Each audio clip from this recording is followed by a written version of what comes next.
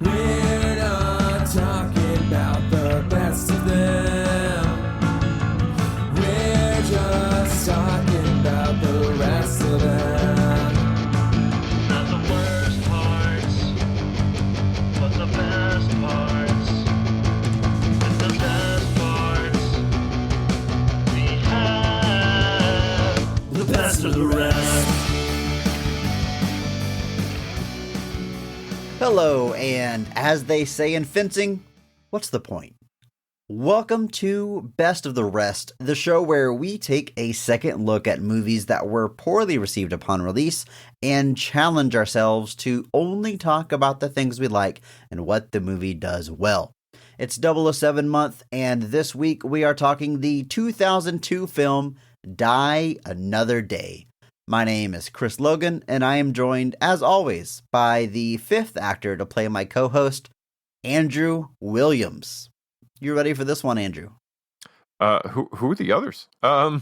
It's It's always you. Just every few years, you look a little younger. I just look a little younger. All right, cool. No, I am all redheads so far. The next co-host is going to be blonde, though. Well, I appreciate the consistency, and the repeated work for redheads. You know, we don't get enough representation, but I'm excited to talk about this one. It has been some time since I've gone back to the latter of the Pierce Brosnan run as James Bond. So I was excited to go back into this one, seeing as it also is the 20th Bond film. So, a lot of stuff got mentioned about, obviously, Daniel Craig's last outing being Bond 25, but this was Bond 20. So I was interested to go back because I read that the film has references to every single James Bond film to this point. So I was trying to watch with my eagle eyes and see if I noticed any. But yeah, it was definitely feeling pretty optimistic coming into this one. Not only is it the 20th James Bond movie, but it's the 40-year anniversary.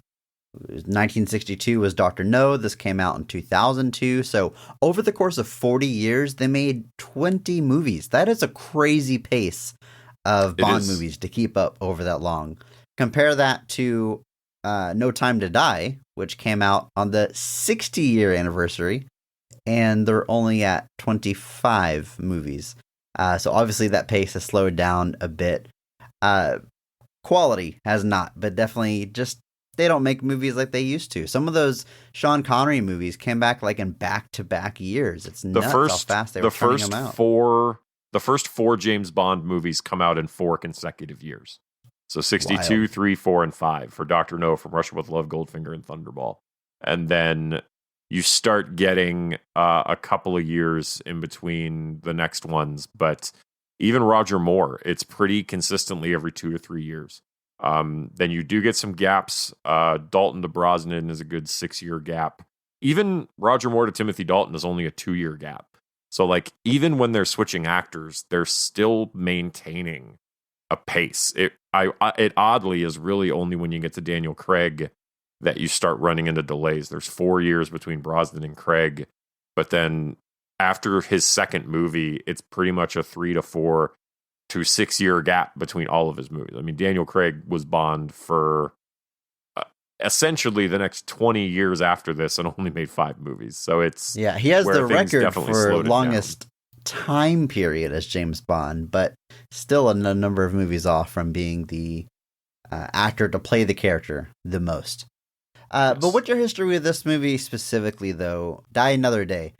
Did, some of the other movies we've talked about, they obviously came out before we were alive or when we were very young, but this is kind of the first one that's a little bit in our era. Like I'm speaking for you, we remember this movie coming out and maybe some of the reception, but did you see it in theaters? Did you tag along with the parents? Or you watching no. Bond at the time? I did not get to tag along with my parents. This was like I said, James Bond was always that movie my parents would go see on Friday night where they'd leave us at home.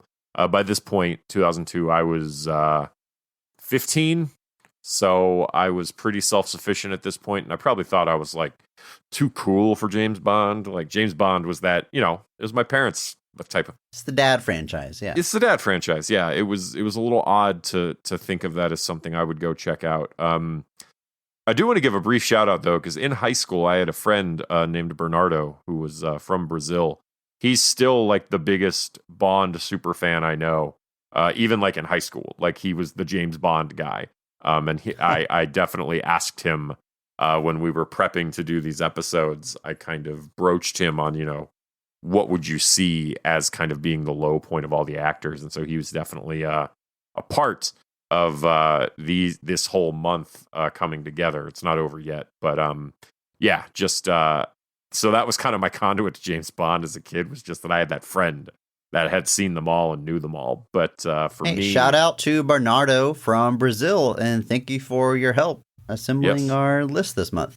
Much appreciated. But yeah, so I definitely did watch this. My parents probably bought it when it came out on like DVD. So I remembered this plot. Like I remembered pieces of it. Like I remembered like the sun laser and the ice hotel, and obviously Halle Berry. Like you remember all these things. She was pretty popular at the time.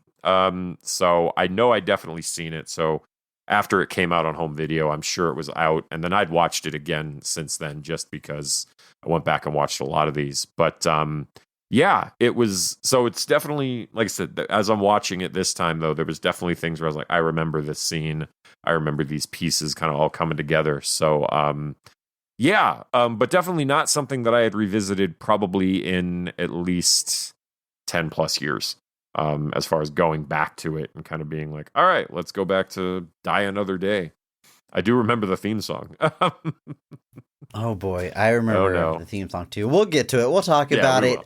This was my first time watching this movie. As I've said all month, I had only seen the Daniel Craig movies, so anything before that, it's my first time watching it, doing a deep dive into them. But there is a lot of stuff I do remember about the reception and trailers and, yes, that theme song. So we will cover all of it. Of course, we are a hashtag positivity podcast. We are focusing on the positives and best parts of this movie, Die Another Day, released November 22nd of 2002, made on a budget of $142 million.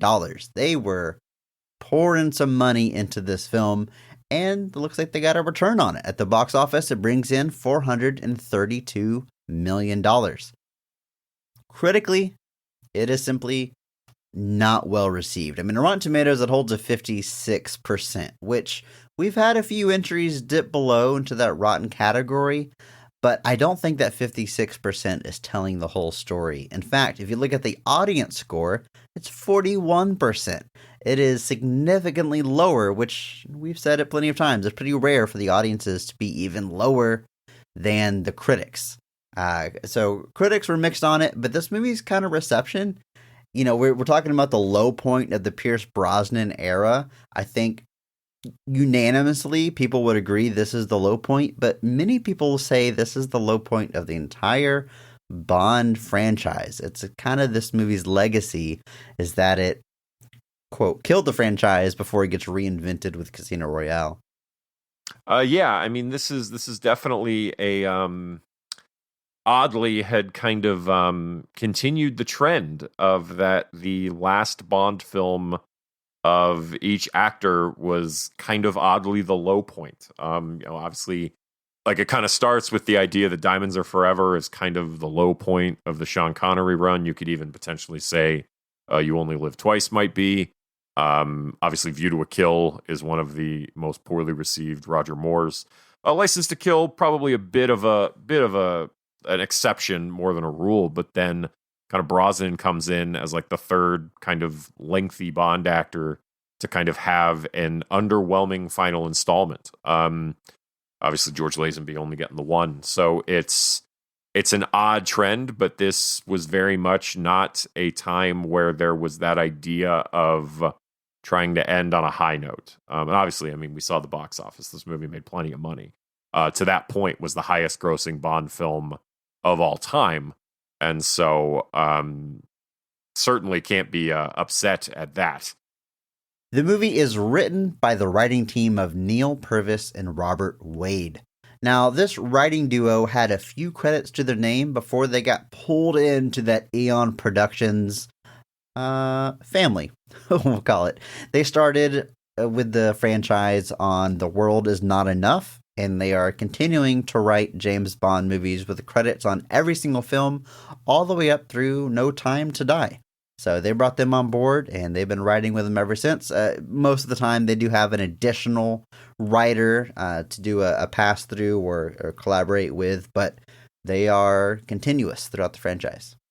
They are, and that's kind of leaning into that that idea we mentioned, that Eon Productions kind of tries to find those people to keep in-house. I mean, you look at the Bond franchise, like the directors, for that first almost 30 years of existence, there's several directors that recurred several times, with Terrence Young doing three of the first 4, Guy Hamilton doing like 4 of the first 10, and then John Glenn doing literally 5 in a row after being an editor and a second unit director on some of the earlier films. And then even in the latter half, you get Martin Campbell that does GoldenEye and Casino Royale, and then even Sam Mendes doing Skyfall and Spectre back to back. So there's definitely a desire by Eon Productions to kind of keep that. If you build a good working relationship with somebody, you keep it going. I mean, they're hardly the exception to that. There's plenty of studios that speak highly of working with certain directors and creatives, and they like to keep those relationships going. But James Bond definitely feels a little bit more insular at times. And like I said, having the same writing team working on every single film since The World Is Not Enough. I mean, that's 7 different movies between 2 different Bonds. And that's nothing to shake a stick at. The movie is directed by Lee Tamahori. Now, previous to this man directed the movie The Edge, which the legacy of that movie is before The Revenant came out. If you said, hey, you know that movie with the bear? People would go, oh yeah, The Edge. But I think now The Revenant is that movie with the bear. But for a long time, it was The Edge. The Revenant, my favorite Tom Hardy performance. In case you haven't seen it, he's got a nice little performance hidden in that movie. He also directed Along Came a Spider, and then after this film went on to direct XXX, State of the Union, and Next. So still out there still working on high-profile blockbuster movies. No stranger to them before or after directing this film. I got to be honest, had to go back and look. Wasn't super familiar with his work. Along Came a Spider was one of the original Alex Cross films, the franchise based off the James Patterson series featuring that character of the same name. That was when Morgan Freeman was playing the character. Yeah, also did The Edge, which I remember David Mamet wrote that, and he's another big writer that I try to follow a lot. But yeah, out there still doing his thing, working with Nicolas Cage, and how can you can't ask for more than that. You got to do James Bond and work with Nicolas Cage. I would consider that a success as far as I'm concerned. And also to point out, his XXX movie is the one starring Ice Cube, not any of the ones with Vin Diesel. So you have to do the sequel that Vin Diesel did not return for. It's just a one and done for him in the Bond franchise. He does not get the invitation to come back, but given quite the task here of helming essentially Bond 20. Quite the task indeed. In fact, I think it's time that we jump into this movie. All the best parts, all of our favorite scenes, best performances of Die Another Day.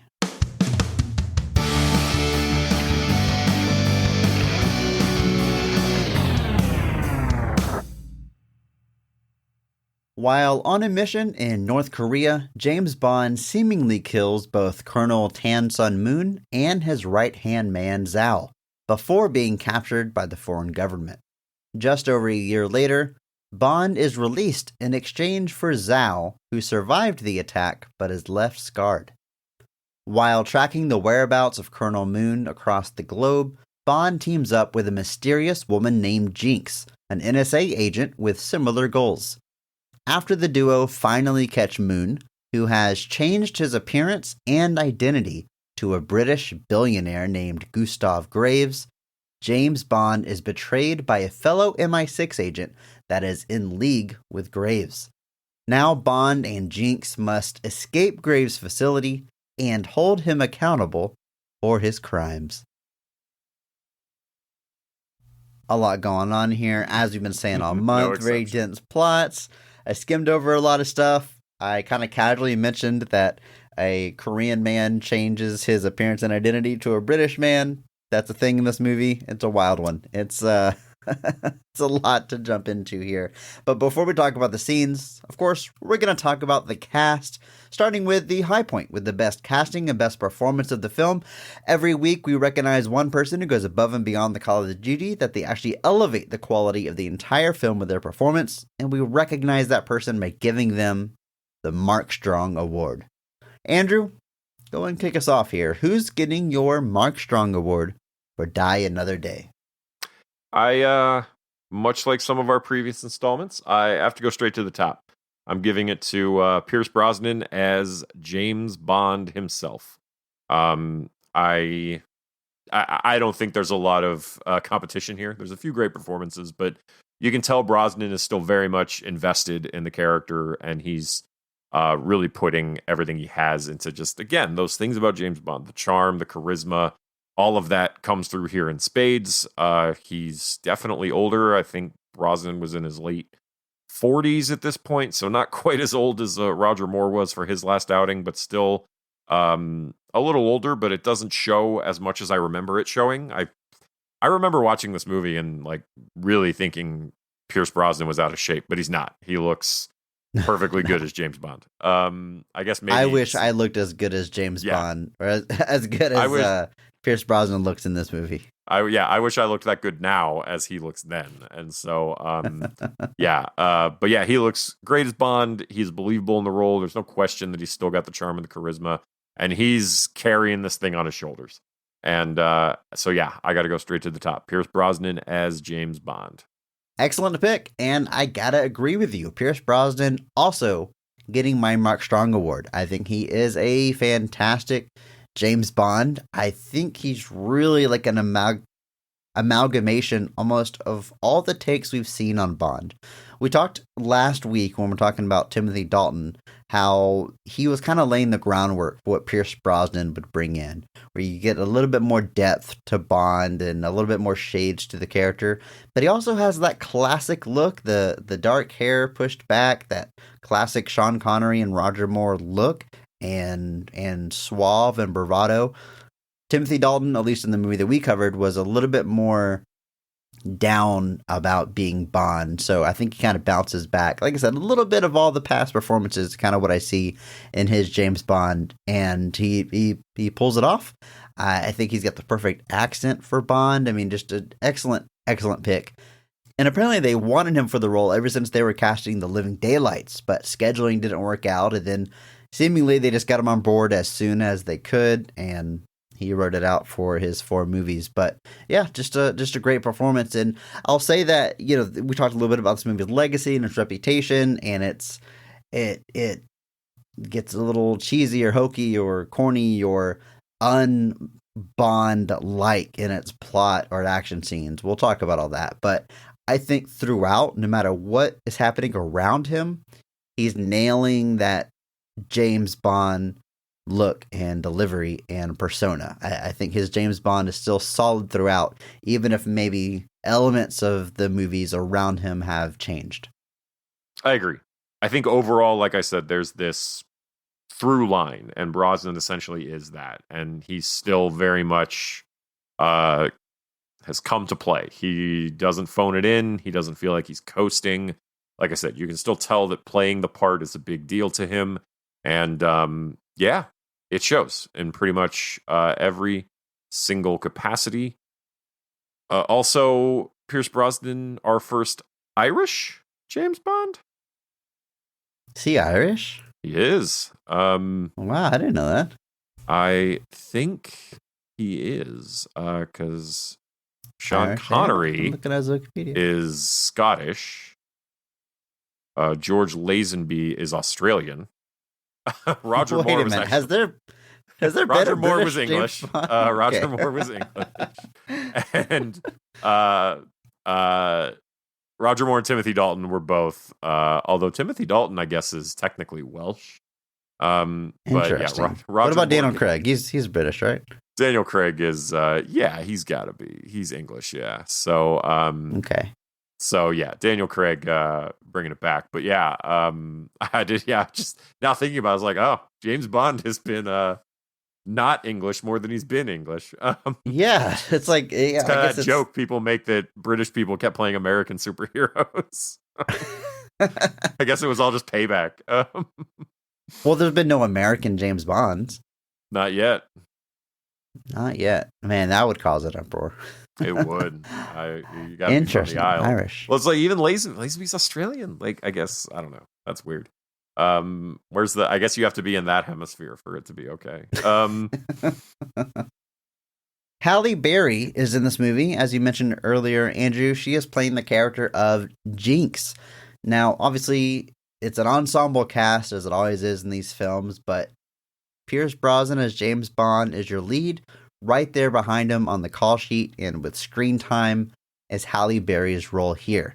It was promoted very heavily with Halle Berry. She's all over the marketing. They did have plans and even a script for a Jinx spin-off film that simply never came to fruition, but they were all in on Halle Berry, and this is definitely when her star power was really taken off. This is in the era of X-Men and her Academy Award win with Monsters Ball and Swordfish, which was kind of a big deal at the time, but she was all over the place and really, like I said, gaining some star power, and this is a big reason for it. And it's a really fun performance. It's definitely, man, it's 40 years of Bond. She is like all the Bond girls in one. There's a lot of references to past Bond girls, so she's of course very attractive.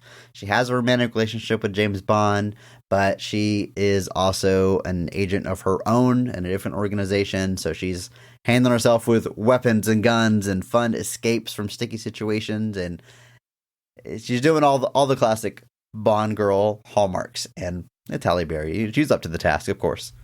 Absolutely, yeah. She gets a couple of references here. Her kind of first appearance, the kind of emerging from the ocean, is definitely meant to invoke images of Honey Rider from Dr. No. Basically the swimsuit she's wearing with the white belt with the knife, all of that is meant to just pay homage to essentially the first Bond girl, Honey Rider, played by Ursula Andress. And that was a deliberate plan. It was not something where it was like, oh, hey, that kind of worked out that way. That Right. was deliberate. That was one of the many homages packed in throughout this movie. But yeah, so she plays, like I said, she gets a chance she's NSA. So she's an American kind of intelligence agent that gets to kind of work alongside Bond. We have kind of that situation where they're both kind of working to the same goal, but don't necessarily realize it. So they kind of end up crossing paths multiple times. But yeah, I mean, X-Men had hit in 2000. Like you said, we're right at like Halle Berry's like rising star, and kind of her being in a Bond movie was a pretty big deal. You can't really slice it any other way. And yeah, like you said, there were plans for a spinoff. They didn't come to pass. She's kind of noted that her character in Kingsman: The Golden Circle is kind of, you could view it as an evolution of the Jinx type character. But it would have been interesting because there's always been talk of Bond spin-offs, or, this kind of thing in Bond kind of becoming its own thing. And it never quite comes to pass. But that kind of feels like that's as close as it ever got. Where, like you said, there was a script, it existed. There's plenty of unmade Bond movies. But definitely the idea that there was a script and everything for a spin-off of a character would have been interesting, but unfortunately does not come to pass. I believe Michael Madsen would have also come back for that spin-off. But yeah, still a fun character. Like I said, not just content to sit on the sidelines. for good chunks of the movie, which I always like seeing. I like seeing the Bond girls be able to get in on the action. Just calling them Bond girls feels wrong. Just feels like feels like an antiquated term. But otherwise, like I said, she's having a lot of fun with it. It comes through, and it's a fun performance. Toby Stephens plays Gustav Graves. He's playing our villain through most of the film, at least while his identity is as Mr. Graves there. And he's a good villain. He's chewing the scenery. He's very smarmy and smug and always trying to not just beat Bond, but embarrass him and one-up him. And just a bit of a petulant child. And he's definitely, they play up the father-son relationship in the film as well. But he does it well. It's a weird part to be playing. Gosh, I don't know what to say about that aspect of it, other than whenever he speaks Korean at the end of the film, it sounds really good. I guess that's one way to put it for sure. There is a he's like I said, it's a weird double role. We're not aware of what's happening with the duality of the character early on. Graves is an interesting character because he's actually modeled after Hugo Drax from the original Ian Fleming novel Moonraker, which was adapted into a film, but the book was changed very heavily in its adaptation to screen. That's actually a book that I think you could adapt again and would be different enough that you could completely get away with it and nobody would question it. So they brought in some ideas of Hugo Drax, which was a very similar switch of Drax being a Nazi war criminal who switches places with a British soldier at the end of World War II, and became like a well-respected and wealthy philanthropist and used that plan to kind of cover a missile strike on London. So that was you can definitely see some shades of that with what's going on here. Apparently, Uday Hussein and Richard Branson also played a factor into this, kind of evidenced by his big showy entrance. The first time we see Graves, he is parachuting into London with a parachute that has the Union Jack and a big prominent display on top of it. This itself, he gets the Power Rangers introduction. You get introduced to a character by skydiving. That's really setting the stage. That's only ever happened in the Power Rangers movie. But that itself is another Bond reference. In The Spy Who Loved Me, Roger Moore has a parachute scene where his parachute is a giant Union Jack. So that's another one of our multitude of references here. He's a Bond villain. He's pretty much playing into every single stereotype there is as a Bond villain. He's got his secret plan that nobody knows about. He's got, like you said, chewing the scenery, kind of acting, like you said, like pretty much like a spoiled child who's just waiting. You know, he's the guy that's like, just you wait till my father hears about this. You're just waiting for him to say it. So, but yeah, he's up to the task. And I hadn't considered that his Korean sounds good, but sure, I guess so. Definitely got to shout out Will Yoon Lee, who plays Colonel Moon before he changes his appearance. Huge fan of Will Yoon Lee, alum of the show. We've talked about him, I think, multiple times, but for sure in Elektra. In fact, I might have even given him the Mark Strong Award for Elektra. I have to check the tape on that, but love Will Yoon Lee. Excellent actor. He's also in The Wolverine. He's in the show The Good Doctor. And he's just a beautiful, talented man. Never upset to see him on my screen. Absolutely not. He's, like you said, he's been in a bunch of things. He was actually a main voice role in the recent Blade Runner Black Lotus, which was a kind of a spin-off tie-in for some of the more recent Blade Runner stuff they've been doing. This was, I think, Crunchyroll did that one. But been all over the place. So always glad to see him here. Wish he was in a little bit more, gotta be honest. He ultimately is only really in the first 10 minutes of this film, under which you assume he has met his demise, but things are not what they seem. Rosamund Pike plays Miranda Frost. And I gotta say, the names, well, I guess we got we got Jinx in here. I'll say the names don't get as crazy and loony as I like to see, but I guess Jinx is kind of on the nose. But Miranda Frost hanging out in an ice hotel is not quite on the nose enough for you. No, I was gonna say she's the only one that has a name like that, but I Jinx also has that name. But the Frost, she wears white. She's in the hotel, very Emma Frost-esque, you could say. But I like her character here. I like the idea of an MI6 agent turning on Bond, and they do it pretty well. I mean, I saw it coming, I'll admit, but it doesn't. I still think it's done well, because I like how they introduce her as someone who is like sick of James Bond. They know his reputation, and it's like, oh, he's just a womanizer. I think he's a disgrace to the MI6, and they take on this mission to like make sure James Bond doesn't do anything too crazy. At least that's what M says. Like, keep an eye on him, make sure he stays in line. You're the perfect person to do it because you're not going to be wooed by his advances. And then she does get wooed by his advances, but not really. She was faking it because she's a double agent and she double crosses him. So I enjoyed going through that character arc there. Yeah, we've done the kind of double agents before. That's a plot point in GoldenEye, obviously. For anybody that's played the game, anything, that Sean Bean's character is a 00 agent who fakes his death and then returns as our villain. But this is an interesting one in that it's kind of happening concurrently with the film.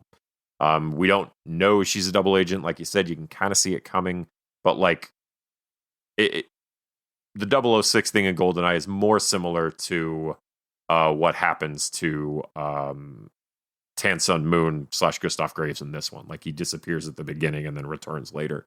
But yeah, it's fun to see that character. And then like you think that like, especially when there's the twist that like you think she's actually into Bond and she's just trying to hide it, but then it turns out it's all part of the plan.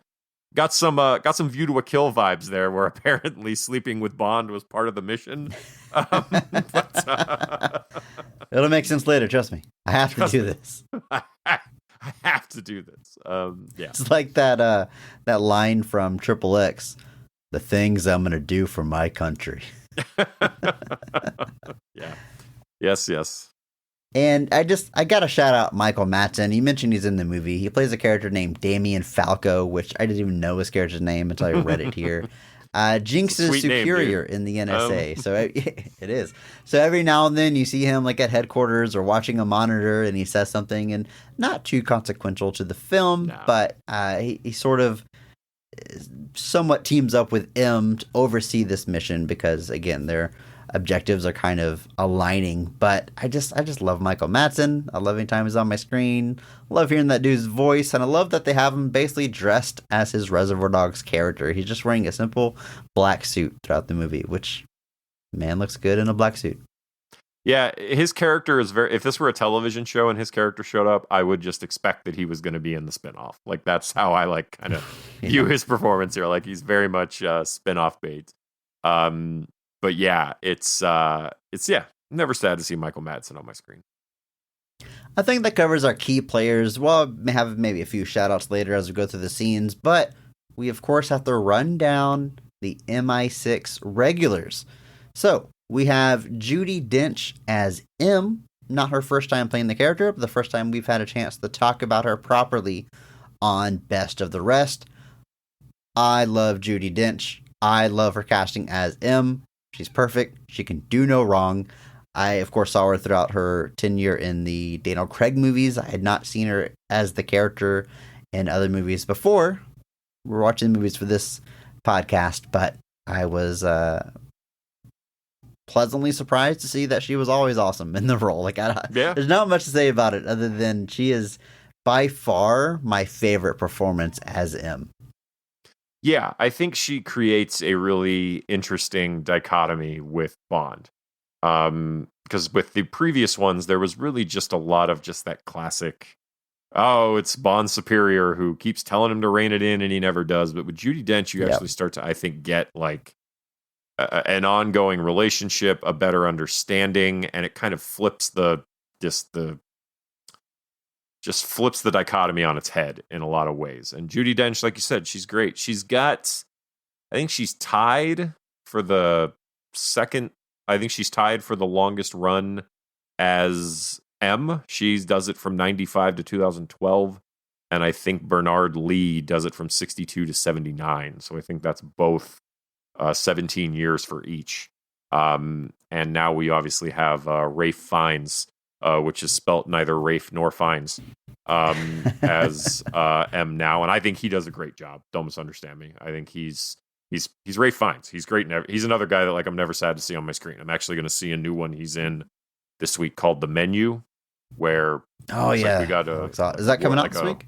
It's this week. The week that we're recording this. Not this, but that's this week. Kind of a bit of a Most Dangerous Game type situation centered around some really posh kind of hipster feeling restaurant, elite restaurant, and it looks like he's the big bad of it. So I'm excited about that. Never sad to see him around. But yeah, back to Judi Dench. She rules.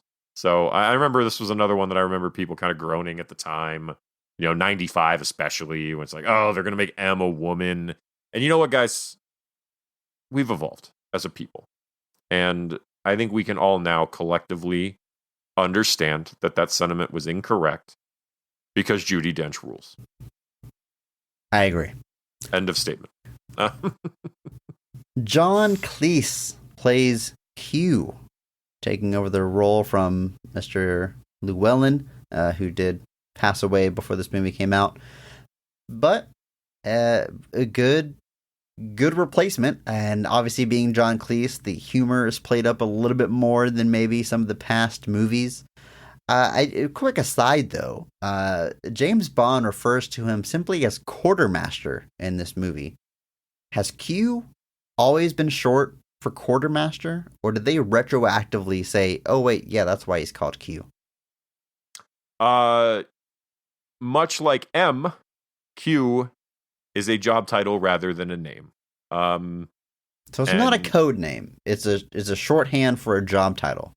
I mean, in that regard, I guess it would be a code name. But and they have fun. Like it's one of those things that they sometimes play pretty fast and loose with. Like, so Q is Quartermaster and M is my boss. My boss. I don't know. I have no idea what it is. I'm trying to see if they say what M is actually standing for, but I guess he's the head of MI6, so M for I don't know. But Headmaster, I don't know. Sure. Well, and it's weird because they say that Q stands for Quartermaster and he's head of the Q branch or the Q division, but John Cleese actually debuts in the previous film playing a character called R, which is just the next letter. It's just another letter in the alphabet. Just the next letter in the alphabet. Like, that's all there is to it. So that was an interesting little ripple that I think was a fun little thing. Basically, they introduce him in the previous film, The World Is Not Enough, as an assistant to Q, and I think the understanding there was that Llewellyn would be either phased out of the role, or it may have been apparent that he was going to not be able to return. Roll on. Notice that Desmond Llewellyn dies the year that World Is Not Enough comes out. He played Q literally until the year he died, and he didn't even die of old age. Believe it or not, Desmond Llewellyn died from a car accident, which I'm sure was not helped by the fact that he was 85 when it happened. But he literally died, I think, 3 weeks after The World Is Not Enough came out. And that is unfortunate. But unfortunately, like I said, he did not survive that. But so rest in peace, Desmond Llewellyn. I know I think we've mentioned him in literally every single episode. But yes. I just think that yes. I think he's really great. I'm glad that he got to run with this role for so long. And yeah, I was reading about him for one of the previous films, and I remember reading that bit that he actually didn't die of old age.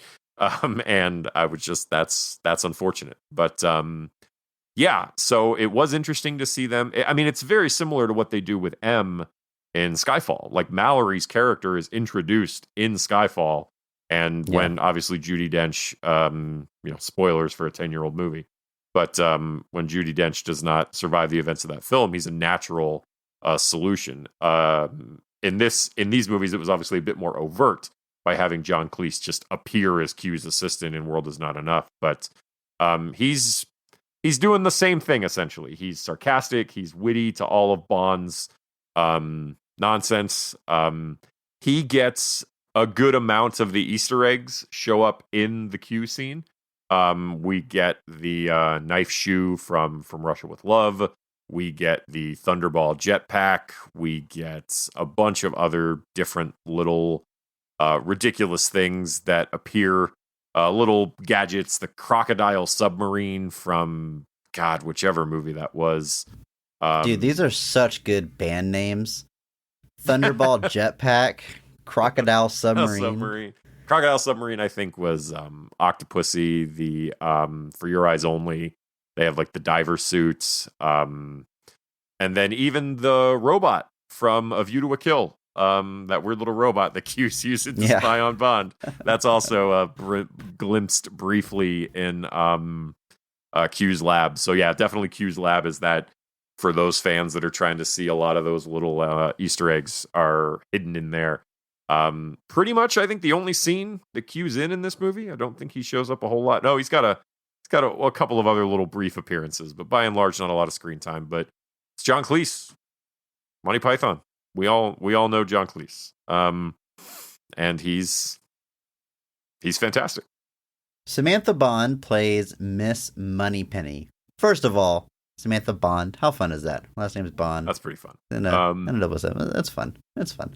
But this is interesting because last week on The Living Daylights, I mentioned that they kind of evolved the character. She's not just a secretary who pines for Bond. She has some agency and she helps with some of the information and helps out Q. Well, we're kind of back to just being a secretary that pines for Bond. She's got a few scenes, and that is what defined her character, and including a wild final scene of hers that I'm sure we'll touch on. But she's the secretary who's into Bond. She's back, Miss Moneypenny. Yeah, so this is Samantha Bond. She has the 4 appearances as the character. She basically just exists in the Brosnan films, and then the character is not seen again until Naomi Harris takes it on in Skyfall.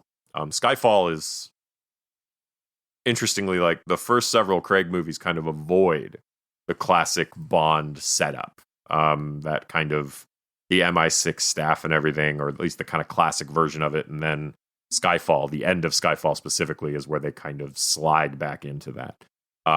So a lot of these characters end up sitting out until then. M kind of being one of the exceptions. But even Q, I don't think we see. I think this is John Cleese's last appearances.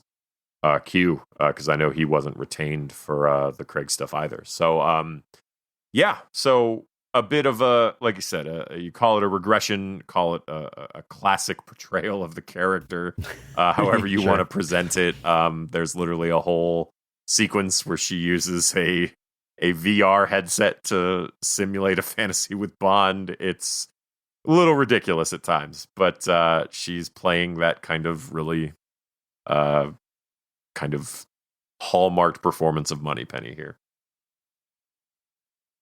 Lastly, but not leastly, Colin Salmon plays Charles Robinson, who's like M's muscle, basically. I love the visual of M, who is like intimidating and believable, but obviously a little older and short in stature.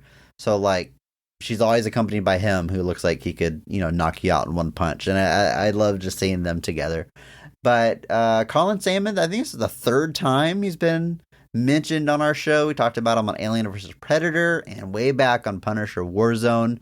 But love this gentleman. Love his voice. We don't get too much of it in this movie, but he's really got a presence that is always awesome. Always enhances the film. Yeah, this is like you said, it's his makes a couple of appearances, but this is his third and final foray into the Bond world. Obviously, he was in Alien vs. Predator, Punisher Warzone. I recently just saw him in a movie called Pray for the Devil. Pray spelled with an E, not an A. Get it? It's an exorcism movie, but he kind of plays the kind of lead exorcist teacher at this exorcism school because, of course. But, definitely adding a little bit of that, how you say, Chris? Gravitas.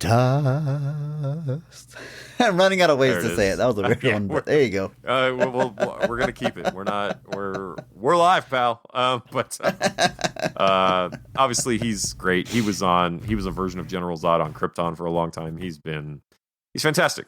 Never sad to see him on my screen. Well, Andrew, I say it's time that we jump into the scenes of this film, starting with the high point, our favorite scene of the movie, the best scene of the movie. So, Andrew, in your opinion, when is this film firing on all cylinders? What is your favorite scene of Die Another Day? I am a big fan of we'll call it the kind of ice hotel chase sequence. I just think this is ridiculous and fun and over the top. So what ends up happening here is basically all the pieces are on the board at this point. Jinx has been trapped back in the hotel. Frost has revealed herself as the traitor who sold him out earlier in the film. Bond gets to use some of his gadgets to escape. And kind of gets to return in his car, and we get a big chase sequence featuring we didn't mention him in our cast list, but Rick Yune as Tang Ling Zhao, who's he's basically Graves' lead henchman from his time as Colonel Tan Sun Moon, which is just a strange statement to say out loud. We really should mention him. That was definitely an overlook on our part, but definitely one of the lead villains, and definitely where, this movie plays homage to classic James Bond tropes, and the distinct looking villain, the disfigured villain, whatever you want to call it, he's filling that role. So he ends up earlier in the film, during a kind of diamond exchange gone wrong, where Bond kind of gets outed, a bunch of diamonds blow up in this dude's face. So he spends the rest of the movie with a bunch of diamonds embedded in his face. That kind of... Andrew, do you know what the most unrealistic part of this movie is? What? No one tells Zhao that those diamonds look badass. Yeah, I think it looks gnarly as hell. The scar that ends like in a diamond, but everybody's like making fun of him. Like, oh, look at his expensive acne. Like, dude, that looks rad. Dude, he could headbutt me and kill me. Diamonds are the hardest substance on the planet. But I think it's wild, though, that the implication is that they, I guess, can't be removed for whatever reason. But like they're sticking out of his skin. Like you could pluck those out, I'm sure. You get a big like the Shrapnel and Iron Man vibe, where it's just like, why haven't you done this? Like, why are you right? And then at like the you don't end have of to Iron live Man, this way. Like in Iron Man 3, he just randomly goes and has it done, and it's like, okay, I guess this was this an option the whole time? But I don't know, we're watching the movie wrong. But the whole point is to have a cool looking henchman. I mean, this is definitely like obviously not in straight visual, but like Richard Kiel as Jaws. With the metal teeth, like that kind of that iconic look where we're trying to make a visually distinct henchman. Odd Job, obviously, with his look and the hat that he throws, like just playing into that kind of an iconic henchman. And I think Necros with the let me check my notes here. Blonde hair. Yeah. The usage of balloons. But I do like his look. Like I said, so he's got diamond, and then he spends half the movie like half transformed. Like he basically is like he's always trying to change his appearance and gets interrupted. He keeps trying, and then it keeps getting interrupted. So he spends half the movie looking like looks kind of like Edgar Winter, just an albino. But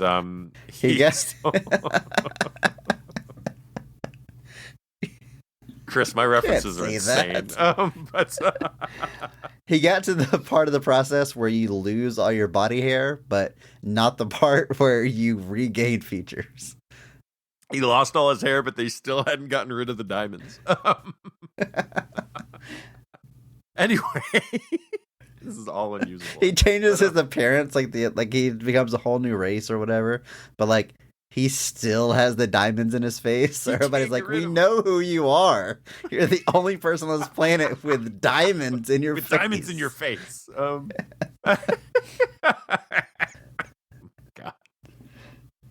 Anyway, his death Yoon is gnarly. That as chandelier. Tang Ling Zhao is very cool. Anyway, as we have now established, he has a bunch of diamonds embedded in his face, and he also spends most of this movie with like no hair on his head, no eyebrows, no hair, anything. So he gets and then his eyes are like kind of like almost white at this point. Like it really was like he got interrupted, like when the template was almost blank. But it's a cool look, and so this is kind of the Bond. This is Bond and Zhao's kind of final chase / fight. And I think this is really cool. So we get obviously just two expensive cars chasing each other initially. This transitions into them quite literally having a car chase throughout this ice hotel, which again just creates a cool, unique setting. You can tell it's sound stages, but who cares? I was gonna say, I think this is where a large portion of the budget went, like building. I love the implication though of this sets. hotel, because the implication is that Graves had it created for this event. So like he like for commissioned cars to drive up a spiral to but not advanced just levels. the idea that the hotel itself doesn't exist normally. He had it created for this event that he was putting on. Oh right. Yeah. So not so much for the car chase, but so anyway, it leads to a lot of cool chase sequences, and then they end up driving through the hotel. So you've got cool, unique looks. Obviously, it's a race against time because Jinx is kind of in a room that is slowly flooding. I'm not quite sure how the physics of that work, how her room is filling with water, but the walls are not melting. But Andrew, I know. I'm watching the movie wrong. Watching the movie wrong. I understand. But it's a cool sequence. I like it a lot. Like you said, we eventually get a Jinx save where she is fortunately very alive. And then we get a really gnarly death for Zhao as his diamond face comes into contact with a diamond chandelier. And he loses. A diamond what? Chandelier. Okay. Did your dad pronounce that No. incorrectly I stole that one from a day TV and you show. learned it? Okay. All right. Yeah, that death is gnarly. It actually we just talked about this last week. It reminds me of the death from Hot Fuzz, where the top of the church like impales that guy through his head. It's almost like the exact same thing, just a big spike through your head. That ought to do it. Yep. But I'm agreeing with you all the way. This is also my favorite scene of the movie. I mean, it's wild and over the top and cheesy at times, and I'm sure, hashtag PP, this movie has the legacy that it does. I think a lot of people would maybe point to the scene as why this is not their favorite Bond movie. But all of that aside, just look at this movie like in a vacuum and what it's doing and when it's entertaining and when it's firing on all cylinders, as we like to say. It's here. I'm having the most fun here. Especially in that ice hotel, like I said, where it's clearly a stage, not like in a bad way where everything looks fake, but like everything is clearly designed with the action set piece in mind. Like the part where Bond makes the spikes come out of his tires so he can drive up the curved wall, he can dig into the ice. Like that, it's only there, it's only designed just to make that work, but I'm glad it is, because it's awesome. You mentioned that Jinx save. I really like that too, because she's in her room that's filled with water. She is drowning. He crashes through the ice wall and she spills onto his windshield. And then he has that ring that can break glass with sonic vibrations. And almost in one move, he puts his hand on the windshield and shatters it, then grabs her with his arm and pulls her in. Just so smooth, and we had already seen that ring get used for its quote story purpose. So to have it like have another story purpose and just look so visually cool was awesome. And then he drives the car without a windshield, and you don't get to see that very often, you know? No, Chris, because my understanding is it's rather unsafe. I would think so. One bug What a dork. going down the highway and you're done. Oh my goodness. I also there's a bit in this chase before they make it to the hotel where his car gets turned upside down and James Bond is sliding on the ice, and then to dodge a missile, I think I get the physics of this right. He opens the sunroof and ejects the passenger seat while he's upside down, which flips his car right side up. I think that's how that all plays out. It's wild and bonkers. It doesn't make much sense, but it looks really cool. It looks really cool. Andrew, a lot of my notes were... I had to stop doing it because I was writing down like a bunch of innuendos and So you hokey wrote the whole dialogue script? and pun. Dude, so many. I think in paying homage to James Bond tropes, they also like turned the dial up to 11 on just about all of them. So there's classic James Bond lines and jokes, and we've highlighted them throughout this month in the movies that we've watched, where it's like, oh, that's pretty sexual, but it's usually, you know, a couple of times in a movie. There are entire conversations. The first time that him and Jinx speak, every single line is a double entendre. Like, not even joking. Like, every single line is vaguely about what's going on around them, but mostly about banging each other. And God, it's the one of the ones I wrote down is he was looking at her with his binoculars, and she kind of calls him out on it. And he's like, "Oh no, I'm an ornithologist," which is a bird watcher. And she goes, "Ornithologist, huh?" And she looks down at his crotch and then says, "Wow, well, there's a mouthful." It's just, and I think that was the last one because it was like smash cut, boom, they're having sex, and we get a sex scene between Pierce Brosnan and Halle Berry. Good for him and her. Good for everyone involved, really. Yeah. Yeah. So that's, hashtag PP. We're focusing on the positive, and there's maybe too many of those puns, but they always made me laugh. Whether I was laughing at the movie, with the movie, whatever. It was. I mean, do you think they did passes through this script just to like add Punch more up the puns? puns. Like punch up the puns? Yeah, exactly. I would so absolutely many. believe that's something that happened. And like you said, I don't know if that was like a deliberate thing to like just add in tons of puns because that's kind of Bond's thing. But yeah, I think I just wrote the words JFC a lot in my notes. Yes. There's a lot of those in my notes as For well. you kids, that's Jesus flippin' Christ. His given middle name. But because he was a skateboarder. yeah. Why wouldn't you? He's a carpenter, Exactly. He probably made a skateboard. Yeah. Why would? I would. Whenever Frost comes up to Bond and Jinx at the hotel, and she tells Jinx, "I take it Bond has been explaining his Big Bang Theory." And Jinx says, "Oh yeah, I think I got the thrust of it." I mean, what are they talking about besides? I don't even know what the other layer is. And walked out. I think I genuinely paused the movie and walked out. I was like, "You've got to be kidding me!" Oh goodness. Oh goodness. Yeah, this movie goes very overboard with the puns and the innuendos and the. Sometimes it's not even innuendo. It's just straight up saying it. Like there's not even like a subtext, and it's pretty heavy at times. Trying to think.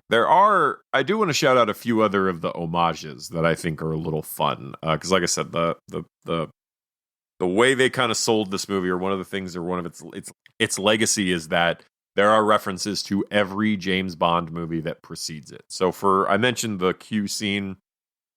A lot of stuff is stuffed into that. Some of them get a little bit more esoteric. Obviously, Goldfinger is notorious for the laser scene where Bond is about to get sliced in half by the laser. We do get a version of that sequence here with Jinx on the table instead, where the laser is not moving in a straight line. It is quite ridiculously going everywhere. This one's a little stranger, and I do wonder if it's deliberate. For You Only Live Twice, people were mentioning that the boat that he's on when he gets recovered is called the Tenby, as in the HMS Tenby, where Bond fakes his death and You Only Live Twice. But You Only Live Twice also features a subplot where Sean Connery undergoes surgery to appear as a Japanese man. So, so a bit of a reverse, I guess, but a little concerning.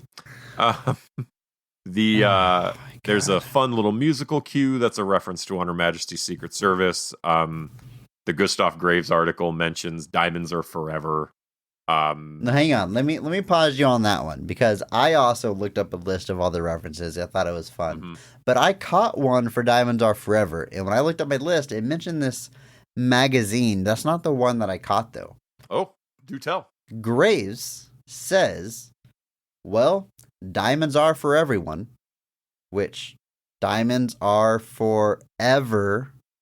Everyone. Inside of his line is diamonds are forever. That's also, I think, a completely deliberate, not at all coincidental line. Some of the other ones... Yeah, because no one ever says that. That's not a thing. Diamonds are for everyone. No one's ever said in the history of the world diamonds are for everyone. In Live and Let Die, Bond actually uses a revolver for the first time. In the sequence at the Havana Clinic, he again uses a revolver. You get a couple of weirder ones. I mentioned the parachute. There's a big fencing sword fight in Moonraker. You could see the fight with Graves as being similar to that. Trying to think if there's any other ones. The more recent ones get a little bit more kind of thematic, it feels like. For the Living Daylights, we just have another incident with like a plane about to crash and they jump out of it and manage to survive.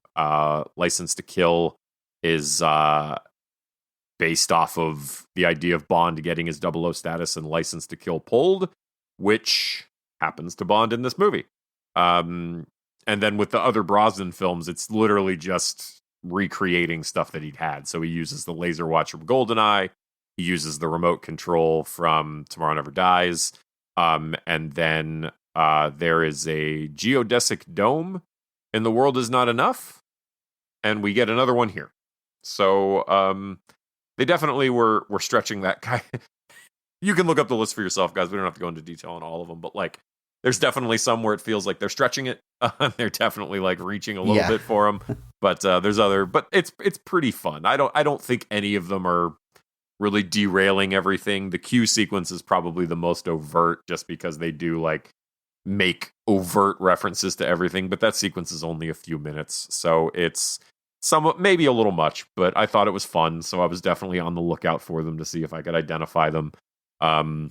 But they are still pretty fun, and not something they repeated for No Time to Die and Bond 25. There is actually, I think, literally one reference to a previous Bond movie that's not a Daniel Craig, and that's simply the usage of that theme song from On Her Majesty's Secret Service.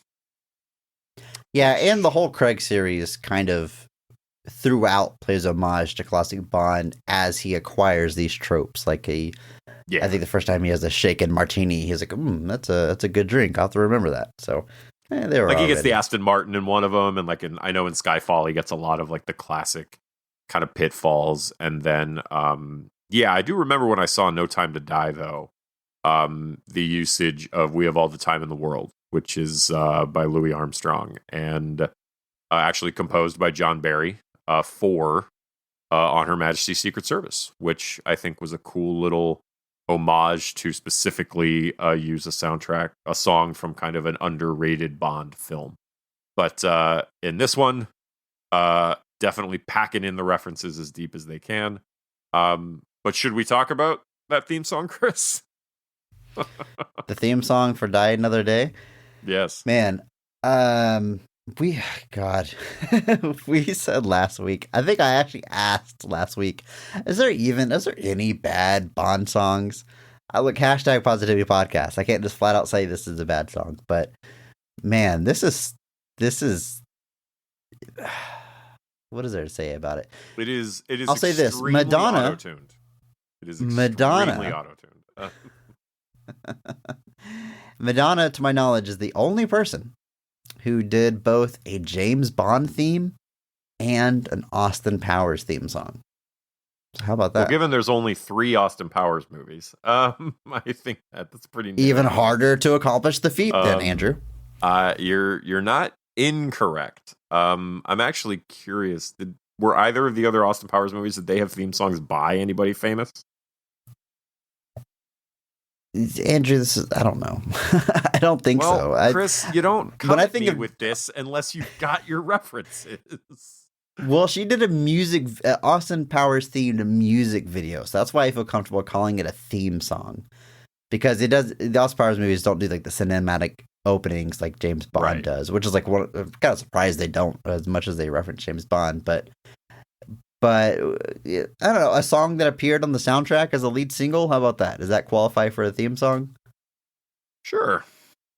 Okay, well, she did both. I'm trying to be positive about Madonna here because this, and again, I said it last week, like James Bond movies have always like not been afraid to do like, who's hot right now? Let's have them do our James Bond theme and not worry about it, how it's going to age or, look back retroactively. And it's very early 2000s. Like I said, it's super auto-tuned, very much like a club song of the time. This is very much Ray of Light era Madonna, where you've just got a lot of auto-tune going on. And I had forgotten this song completely, but of all the songs we've heard thus far, it ranks 4th, which, hey, that's nothing to sneeze at, folks. 4th is still 4th place. Okay. We got to get some positivity in here. Andrew, how about the very, very beginning? How about we've got the James Bond walk, right? Which I think I'm interpreting this classic intro correctly, right? We are looking down the barrel of a gun of someone who's taking aim at James Bond, right? That's what that is? I assume, yes. The circle that follows him, like we're looking at a barrel. And then James Bond turns and shoots them, and they die. Like the red blood coming down is just sort of like an artistic visualization of the attacker dying. This movie, Andrew, the bullet that James Bond shoots, we see the bullet, and it travels down the barrel of his would-be assassin's gun. What aim! Pretty rad. And it still kills him. Yeah. I mean, the gun blows up in your hand at that point. That's shrapnel, Chris. That's dangerous. There you go. It was wild. I do like that opening intro. It did make me think of you. They're sneaking into North Korea by sneaking into North Korea. That's definitely my vibe, Chris. Hang on. And that's not the part. But I do like the idea that like they're disguised as surfers. So like there's this North Korean like base with guards. Like, oh, who's that? And it's just surfers. It's just people surfing on the beach next to our heavily guarded facility. But they surf and then they storm the beach in their wetsuits, like crouching and pull out their guns and stuff. They're surf ninjas at that point. Is what made me think of you. That's your favorite film, Surf Ninjas. Yes. Thank you, Chris. I appreciate that. You know how I knew this movie wasn't starring Roger Moore? Because you see James Bond in a wetsuit? Because California Girls was not playing during the surf sequence. Okay, yeah, that too. It would have made more sense here, honestly. Honestly, it would have. Like, honestly, of all the times to use it, that would have been another sick reference, guys. You wouldn't have even had to show the dumb robot. North Korean girls, maybe. Oh God, we've taken a turn. James Bond uses C4 in this opening mission to cause that explosion. Man. And anytime I see C4 in a movie, I go, "Oh, okay, yeah, that's how it works." It's just like there was that putty, and then he puts a stick in it, and then he clicks something, and it explodes. I don't understand C4, but it's in movies so often that however they use it, I'm like, okay, sure, yeah, that's probably especially how at the time, like the early 2000s. It felt like, because Rush Hour, I remember, like C4 was all over Rush Hour, like, and it just felt like it's what it is what he's putting in is an ignition switch, essentially, or an igniter. Mm-hmm. And that Right. receives a signal from his remote, and that just sends a charge into the plastic explosive, and it blows up. It's So a that fancy putty, remote system. whenever electricity hits it, does an explosion. Yes, essentially. Okay. Yeah, I saw that here, C4, and I was like, man, early 2000s and C4. Every villain used C4 from about 99 to 2006. It was all about C4. But So hot at the time. C4 is so hot right now. But I do like the concept here at the beginning of Bond kind of getting captured and kind of being held for, I think it's 14 months, 14 they say months? in the film. Yeah. So, yeah, I think that was cool to kind of show Bond under duress in a situation where he can't get out. You've got these kind of films that always show Bond with like a plan for everything. Like he's like Batman sometimes. People like, Bond always has a plan. He's got every single possible contingency worked out. It was interesting to see him in a situation where no, you've been sold out. You've got no plan. You've got nowhere to go, and you're going to spend 14 months in a prison, essentially. And Long hair and a beard. That's how you know he's been there a long time. It's the classic hallmark. Eventually, he gets traded for Zhao. Zhao got captured later, as they reveal in the film. And ultimately, they swap them. And it's an interesting dichotomy. And so, like, that's what leads to Bond losing his 00 status, because they believe that Bond started giving up information. They don't realize that there is a mole within the organization.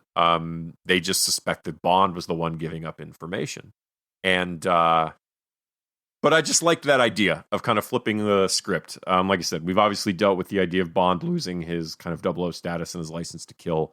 But in this one, it's creates a personal kind of vendetta where Bond has, this is kind of a revenge mission. And I think that's very cool. This also, that ties into the sequence in Hong Kong where he works with Mr. Chang. They were originally going to have Wai Lin, played by Michelle Yeoh, from Tomorrow Never Dies, kind of recur and appear in this film. Unfortunately, that was not able to happen. Michelle Yeoh actually being the first ethnic Chinese Bond girl. And probably one of the best Bond girls in the whole series. I recommend you all check out Tomorrow Never Dies again. It may have held up better than GoldenEye. Don't take my word for that, though.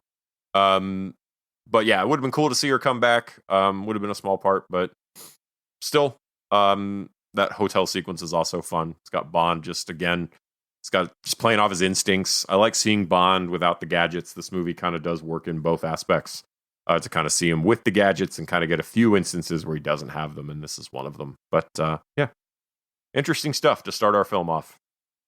The hotel scene is cool because there's the part where the masseuse comes in and then he starts like seducing the masseuse, and she says, "I'm not that kind of masseuse." And up until this point, you're like, all right, well, this is James Bond. This is what he does. He assumes every woman wants to sleep with him. But then he grabs the gun that she has hidden on her leg strap, and he says, "I'm not that kind of customer." And he was just playing her for a fool. He was just using his sexuality as a weapon. What a progressive. I enjoyed that.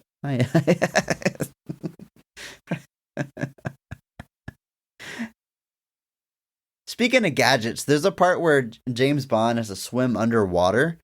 And first of all, very cold water. I don't know how he does it. But he does something that I've seen in a lot of movies. He puts the thing in his mouth. It's like just a tube that goes in his mouth. And that's it. Just in his mouth.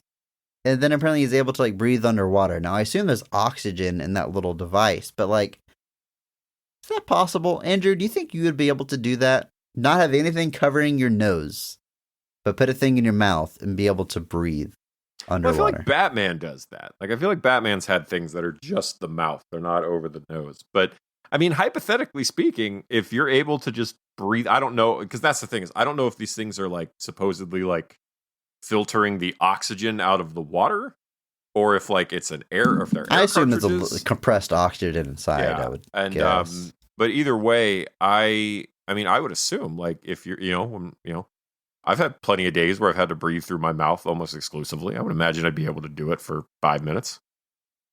Dude, if I was in like a life or death situation and like, Chris, this device, you can breathe underwater, but you can only breathe through your mouth. Okay, we mean it. Only through your mouth. If you inhale through your nose, you will drown. Okay, got it. Put me underwater, I'll go, and I'd be dead. My water would fill my Chris nose, I would died panic, 12 minutes and I later. would die. Yeah, I No, would. I think I I would could. not I be think able I to do could. that. I think I Interesting. could. I think it's possible. We're gonna have to try this. We have to find these on Amazon and see who can make it work. There was we watched this episode of there's a show Liz and I watch called Taskmaster, which is a British kind of game show where every season a group of 5 British comedians all have to do tasks. It's very straightforward. It's exactly what it sounds like. But there was one where there was this weird challenge to drink something without closing your mouth around it. And I was able to do it instantly with no trouble. Like, I was just like, okay, just like pour it into your mouth. Yeah, I feel like whenever like someone offers you a drink, you want to be polite and not get germs on it. Isn't that a very common thing to do? Just to pour it in your mouth without touching your lips? I thought so. Apparently it was a strange thing. Huh. I like got a glass of water and was just like, it's like, this is easy. Not a problem. But yeah. Thanks for miming it for me. I was very unsure of how you were able to that do was that. for all I the folks understand at now. home, so that they can Oh, of now course. not also see how it works. Andrew, how about this pun? Whenever James Bond is fencing, he's told, "I see you handle your weapon well," and he responds, "I've been known to keep my tip up."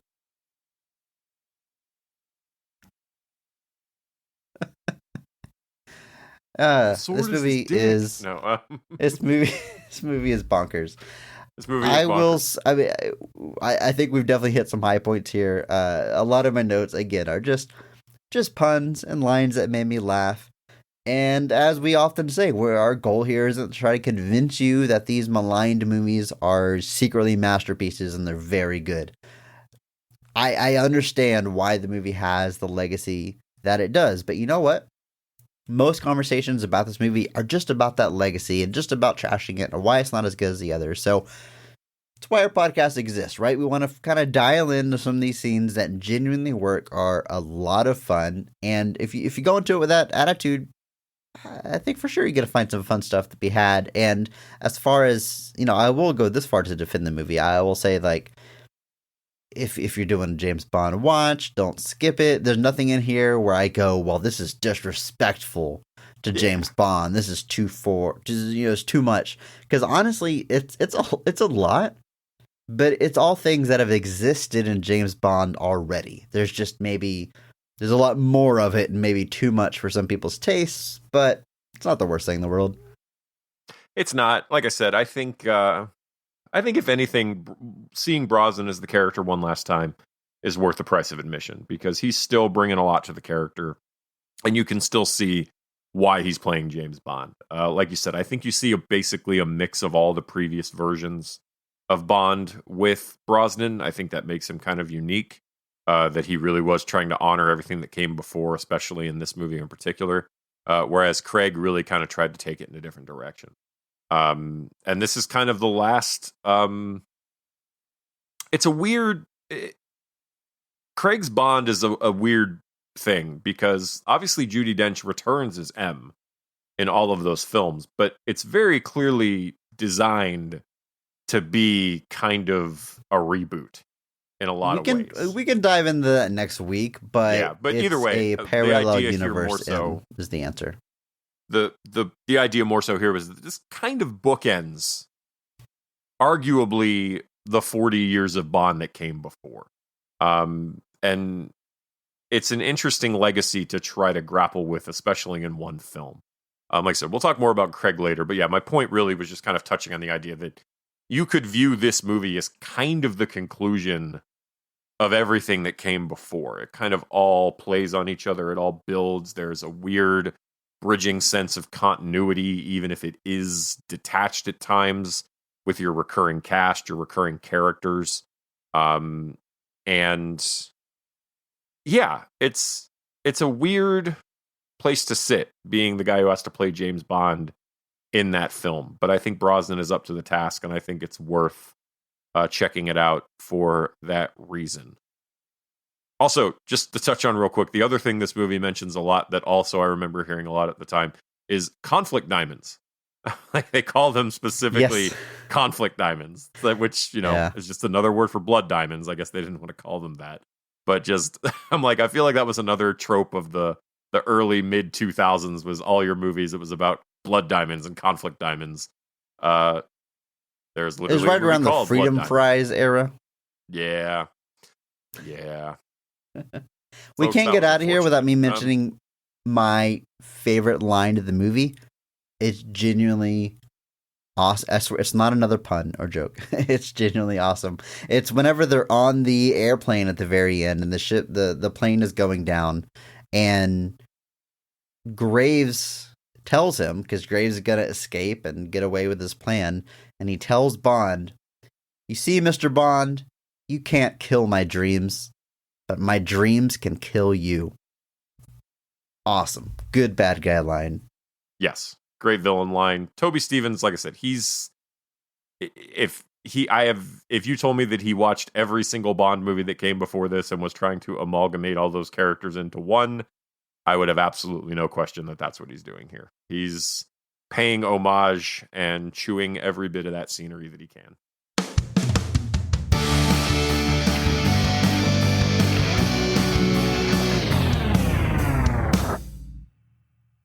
Well, Andrew, there's just 1 week left of 007 month. One more movie to cover. Next week, we are going to be talking about the Daniel Craig era, specifically the film Spectre.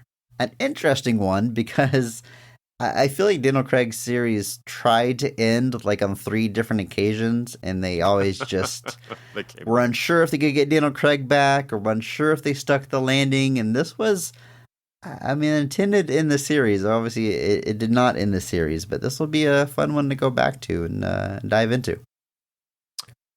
It will. I'm excited to check it out. I remember being a little whelmed watching it in theaters, given that, Bond is European.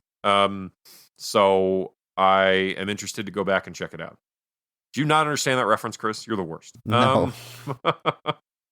Mention it to a friend of the show, your wife. She will get it. Okay.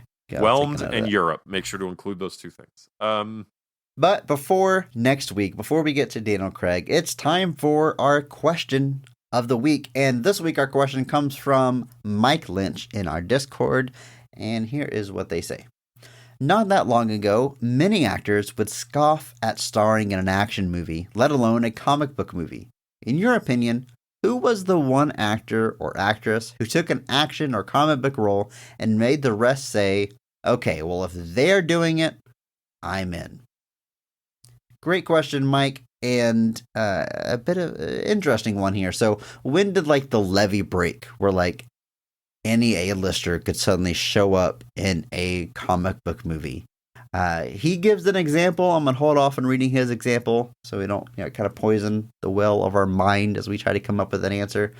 Because it was kind of gradual, I think. Because Robert Downey Jr. does Iron Man, right? And Robert Downey Jr. was certainly well known before then, but he was not a big star whenever he did Iron Man. He was not starring in movies. He was working on a redemption of a bit, but was never really a blockbuster actor before that. So I'm not sure if anybody was looking at, well, if Robert Downey Jr. does it, then I would do it. So who comes to mind as the first big name? Wow, I can't believe this person's doing a comic book role. Just recently, Harrison Ford as Thunderbolt Ross. Nobody before that's really registered to me. Because nobody before that's really a that is wild. Already. Honestly, that is crazy. Even though we're at a point where anybody can be a comic book Harrison Ford. Just that's insane. That's ridiculous. It is. There's an added layer to it where he is involved in some huge franchises. That's Indiana Jones. Star That's Wars. Han Solo. But he always seems reluctant, he hates being a big star. And so now that he's in his 80s. How old is he now? He's 80. And he's literally 80. And he's playing joining the MCU in a as a recast, presumably no less. long-running role. As a Yes. recast. He is literally replacing William Hurt as Thunderbolt Ross. Like, it's so not just is he jumping in, he's literally replacing somebody else. That's so not just is it insane that he's there, the circumstances under why he's there are also ridiculous. And I guess that's kind of the weird thing that my brain is kind of hung up on, is that idea of like movie star. Because like I think in modern senses, the idea of like the movie star, I don't know if you're following where I'm saying with this, but like the days of guys like Tom Cruise or Harrison Ford are kind of over. We're kind of shifting a lot more now into this era of, don't get me wrong, you still know people, but the era of a person alone kind of drawing in a big box office feels like something we've drifted from. And people went to see the latest Thor because it's the latest Thor, because it's the latest MCU, not because it's a Chris Hemsworth movie or even a Christian Bale movie. And even looking at people like, you get your kind of prestige directors a little bit, like, a Nolan movie is going to bring people in because it's Nolan, and like Tarantino is going to get people in because he's Tarantino. But like, so it's an interesting question, because don't get me wrong, like some of the comic book movies we've gotten with the cast that they've had, if you went back 20 years ago and told me that we were going to get that movie with that cast, I probably would have thought that was insane. Like, I would have never expected it. So there definitely is a point at which it becomes far less taboo. And I think part of that, especially with comic book movies, is just the MCU itself. I think that really is what changes the tone. And I don't know if I can call a specific person out for that. I think the success of Phase 1 at culminating in Avengers, I think that's really the thing that like tells pretty much anyone, hey, this can not just work, this can make a ton of money and be super successful. And I think Avengers, maybe if I'm going to point to a single place, is kind of the movie that really cements that. But in a way, I think it also just cements that idea of like the event film supplanting the film star in a way. Because like Avengers was an event, but like Chris Evans, Chris Hemsworth, when Avengers came out, like they were still basically nobody. And so it's an interesting question. But Avengers is probably what comes to mind. But like, you go back even further, we mentioned it before, like Jack Nicholson played the Joker in 89. Marlon Brando was Jor-El in 78. I mean, those are like quote unquote movie stars appearing as supporting characters in comic book films. And I think it is an interesting question, because there is a point at which it switches, but I think Avengers is what my brain is going to. Maybe Dark Knight, kind of the idea of like winning Oscars and like Academy level performances. I think that's probably another kind of hallmark I would look at. And that's obviously the same year Iron Man came out.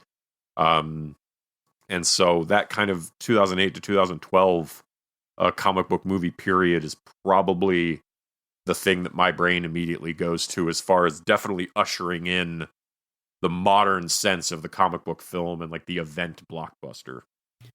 Yeah, it's almost like comic book movies, I hate to use this word, but they grew up in a sense, and that attracted bigger stars.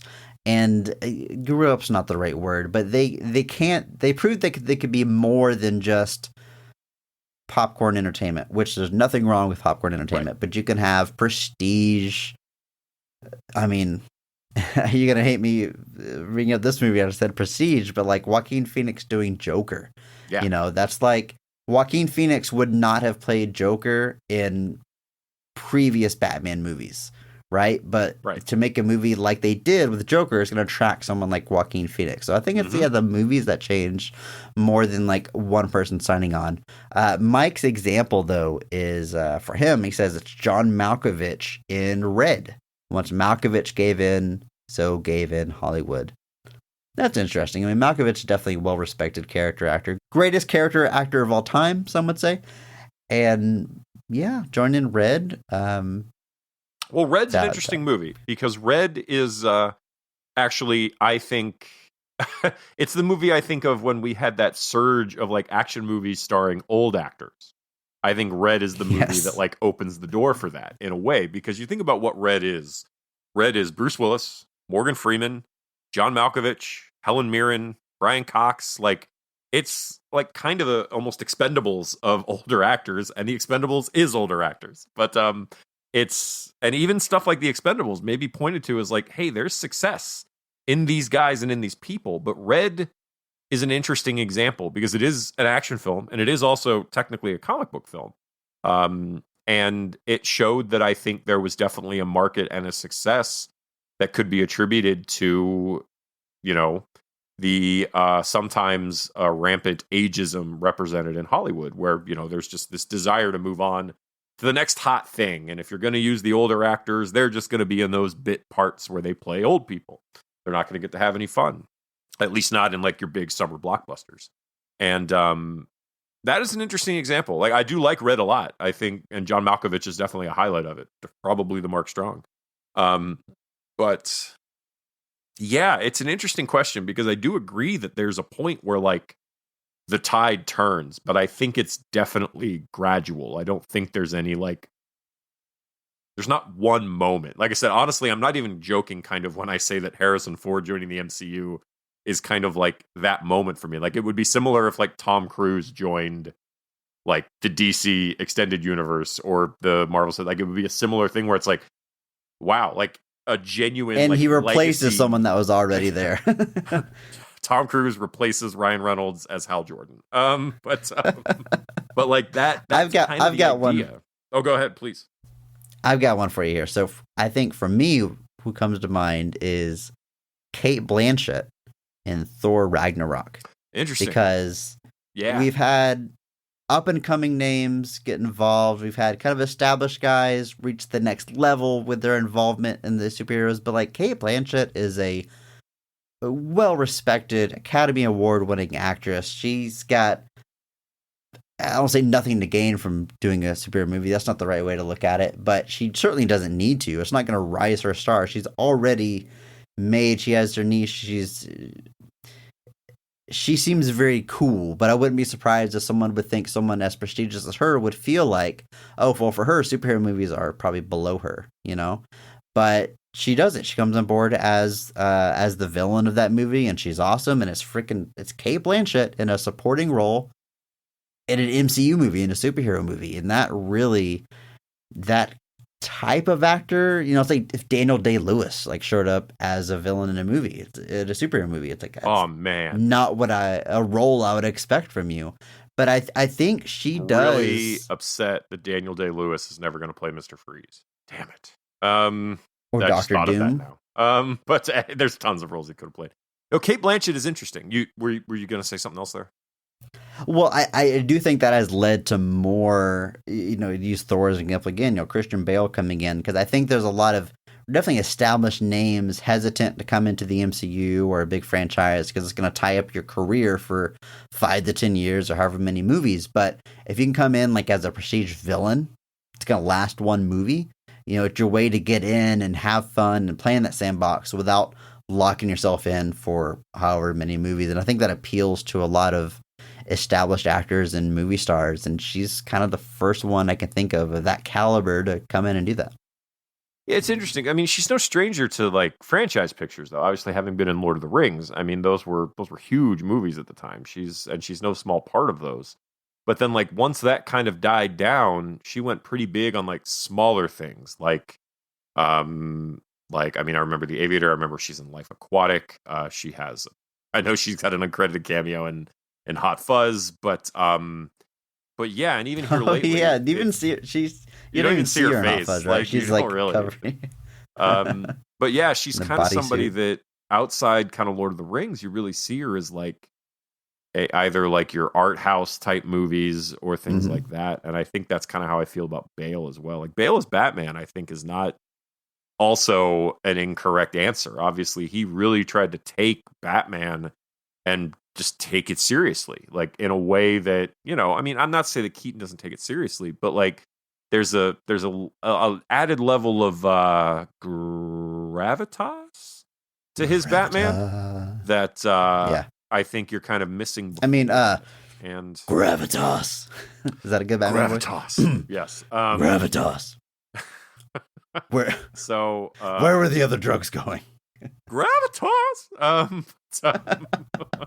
But yeah, it's an interesting question because there is a switch at some point. I know I've said that a couple times, but like it's just my brain's kind of just turning it over and just really trying to think of there's one. I will say I never would have like picked Red as a moment like that, but I think it's definitely not inaccurate with like Malkovich especially. But I do love Red. That's if you have not seen it, this is me recommending that you all watch Red because it's really watch Red too. It's a lot of fun. But yeah, I definitely see those as like the start of that. Hey, we're gonna throw old people together in an action movie, and old people that you wouldn't necessarily see as action stars, and maybe that's kind of more what he's vibing on is that idea that like you don't see John Malkovich as like a hard action actor necessarily, even though I know he has a really unsettling performance in a movie called In the Line of Fire where he plays kind of a would-be terrorist that's set up against an aged Secret Service agent played by Clint Eastwood. That's pretty good. But John Malkovich is great, so I'm not going to, like I said, I'm not going to discount that. But I definitely think it's a process more than any one thing that I can point to. If a performance comes to mind for you or a casting in a action or comic book movie that made you go, wow, I can't believe they agreed to that, let us know. We would love to hear it. Hit us up in the Discord. There's a link in the show notes. Hit us up on social media. Whatever's convenient for you, we'll read it. Join us next week for our final film of 007 month. And just remember that maybe not every movie is great, but all movies have greatness. Thank you to Mark Benavides for singing our theme song. Follow him on Instagram at NotThatMarkAnthony. Thanks to Mitch for the music. Check him out on Twitter at I'm a Biggie Boy, and check our show notes for the SoundCloud link. If you enjoyed this episode, please share it with a friend. It's the only way that we grow. And follow us on social media at BOTRcast. Thank you.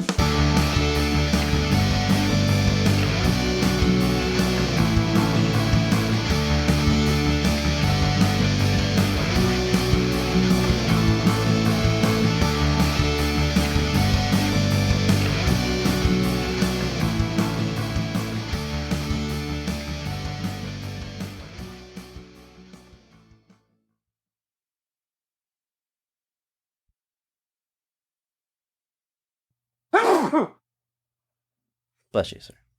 Ow. My neck, my back.